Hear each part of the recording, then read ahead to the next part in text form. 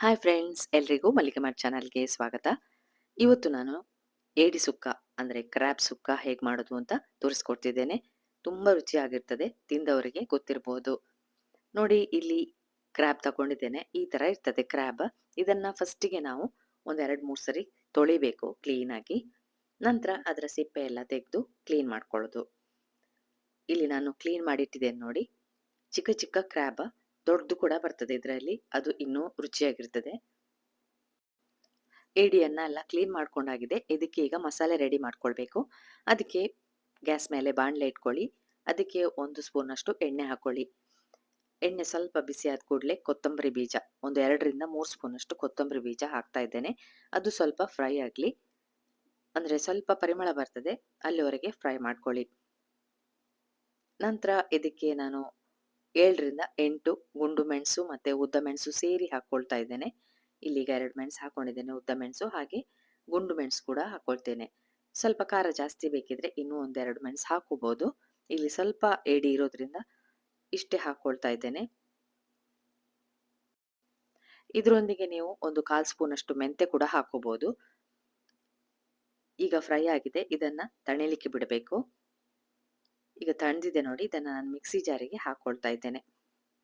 ಮೆಣಸು ಮತ್ತೆ ಕೊತ್ತಂಬರಿ ಬೀಜ ಮಿಕ್ಸಿ ಜಾರಿಗೆ ಹಾಕ್ತಾ ಇದ್ದೇನೆ.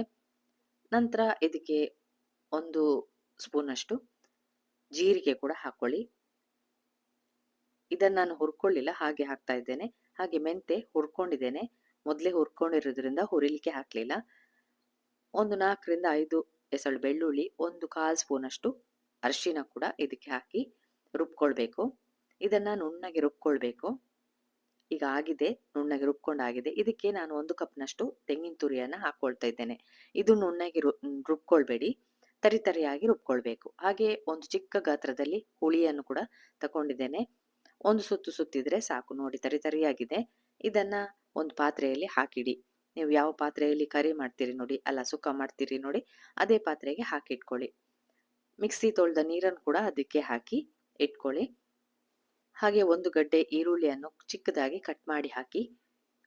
ನಂತರ ನೀವು ಕ್ಲೀನ್ ಮಾಡಿಟ್ಕೊಂಡ ಏಡಿ ಇದೆಯಲ್ಲ, ಕ್ರ್ಯಾಬ್, ಅದನ್ನು ಕೂಡ ಇದಕ್ಕೆ ಹಾಕಿ ಗ್ಯಾಸ್ ಮೇಲೆ ಇಟ್ಟು ಕುದಿ ಬರ್ಸ್ಕೊಳ್ಬೇಕು. ಎಲ್ಲ ಕುದಿ ಬರಲಿ ಒಳ್ಳೆ. ಉಪ್ಪನ್ನ ಮತ್ತೆ ಹಾಕೊಳ್ಳಿ, ಫಸ್ಟಿಗೆ ಹಾಕ್ಲಿಕ್ಕೆ ಹೋಗಬೇಡಿ. ಕೆಲವೊಂದು ಏಡಿಯಲ್ಲಿ ಉಪ್ಪಿನ ಅಂಶ ಜಾಸ್ತಿ ಇರ್ತದೆ, ಆದ್ರಿಂದ ಮತ್ತೆ ಒಂದು ಕುದಿ ಬಂದ ನಂತರ ಹಾಕೊಳ್ಬಹುದು ನೋಡಿ. ಈಗ ಇದು ಒಳ್ಳೆ ಕುದಿ ಬಂದಿದೆ ನೋಡಿ. ಈಗ ಉಪ್ಪನ್ನ ಸೇರಿಸ್ಕೊಳ್ತಾ ಇದ್ದೇನೆ. ಕುದ್ದು ಹೇಗಾಗಿದೆ, ಒಳ್ಳೆ ಸುಕ್ಕದ ತರ ಬರಬೇಕು. ಏಡಿಗೆ ಮಸಾಲೆ ಎಲ್ಲ ಹಿಡ್ಕೊಳ್ಬೇಕು, ಅಷ್ಟು ನೀವು ಬೇಯಿಸ್ಕೊಳ್ಬೇಕು. ಈಗ ಸುಕ್ಕ ರೆಡಿ ಆಗಿದೆ. ಇದಕ್ಕೆ ಒಗ್ಗರಣೆಯನ್ನ ರೆಡಿ ಮಾಡ್ಕೊಳ್ಳುವ. ಅರ್ಧ ನೀರುಳ್ಳಿಯನ್ನ ಚಿಕ್ಕದಾಗಿ ಕಟ್ ಮಾಡಿ ತೆಂಗಿನ ಎಣ್ಣೆಯಲ್ಲಿ ನಾನಿಲ್ಲಿ ಫ್ರೈ ಮಾಡ್ತಾ ಇದ್ದೇನೆ. ಒಳ್ಳೆ ಕೆಂಪು ಬಣ್ಣಕ್ಕೆ ಬರಬೇಕು. ಇದನ್ನ ನಾವು ಏಡಿ ಸುಕ್ಕಕ್ಕೆ ಒಗ್ಗರಣೆ ಕೊಡೋದು. ನೋಡಿ, ನಾನಿಲ್ಲಿ ಕೊಡ್ತಾ ಇದ್ದೇನೆ. ನಮ್ಮ ಕ್ರ್ಯಾಬ್ ಸುಕ್ಕ ರೆಡಿ ಆಗಿದೆ. ಇದನ್ನ ಒಮ್ಮೆ ಟ್ರೈ ಮಾಡಿ, ತುಂಬಾ ರುಚಿಯಾಗಿರ್ತದೆ. ಇದೇ ತರ ನೀವು ಮಾಡಿ ನೋಡ್ಬೋದು. ಹೇಗೆ ಅನಿಸ್ತದೆ ಅಂತ ಕಮೆಂಟ್ ಬಾಕ್ಸ್ ಅಲ್ಲಿ ಹಾಕಿ. ಹಾಗೆ ಇದನ್ನ ಎಲ್ರಿಗೂ ಶೇರ್ ಮಾಡಿ. ಇದು ಗಂಜಿ ಜೊತೆ ಒಳ್ಳೇದಾಗ್ತದೆ. ಇಲ್ಲ ಅಂತ ಹೇಳಿದ್ರೆ ನೀವು ಟೊಮೆಟೊ ಸಾರು ಮಾಡಿ ಇದನ್ನ ಸರ್ವ್ ಮಾಡ್ಬೋದು. ನಾನಂತೂ ಈಗ ಸರ್ವ್ ಮಾಡ್ತಾ ಇದ್ದೇನೆ. ಹೇಗಾಗಿದೆ ಅಂತ ನೀವೊಮ್ಮೆ ಟ್ರೈ ಮಾಡಿ ಹೇಳಿ. ಈ ರೆಸಿಪಿಯನ್ನ ನೋಡಿದ್ರಲ್ಲ, ಇನ್ನು ನಿಮಗೆ ಹೊಸ ರೆಸಿಪಿಯೊಂದಿಗೆ ಸಿಗ್ತೇನೆ. ಪುರ್ಸೊತ್ ಮಾಡಿ ನೋಡಿದ್ದಕ್ಕೆ ಥ್ಯಾಂಕ್ ಯು.